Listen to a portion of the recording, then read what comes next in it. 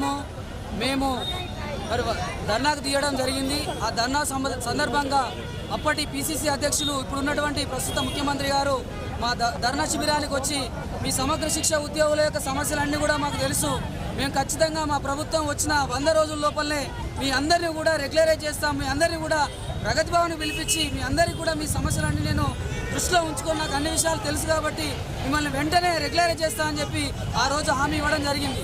అదే విషయాన్ని ఇప్పుడు గౌరవ ముఖ్యమంత్రి గారికి మేము గుర్తు చేయదలుచుకున్నాం ఏంటంటే, అయ్యా మేము 100 రోజుల లోపలే మీరు చేస్తా అని చెప్పారు, ఇప్పటికీ 365 రోజులు సంవత్సరం దాటిపోయింది, మరి మేము గుర్తుకొస్తలేమా అని మేము గౌరవ ముఖ్యమంత్రి గారిని మేము అడుగుతా ఉన్నాం.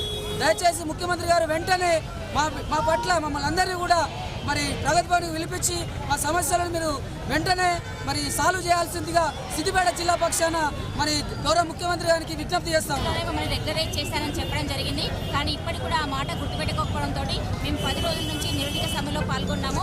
ఒకవేళ సీఎం గారు 2 రోజులలో కనుక మా రెగ్యులరైజేషన్ గురించి కనుక స్పష్టమైన జీవో కనుక ఇవ్వనట్లయితే మేము ఇంకా ఈ సమ్మెను ఉధృతం చేస్తామని చెప్తున్నాము.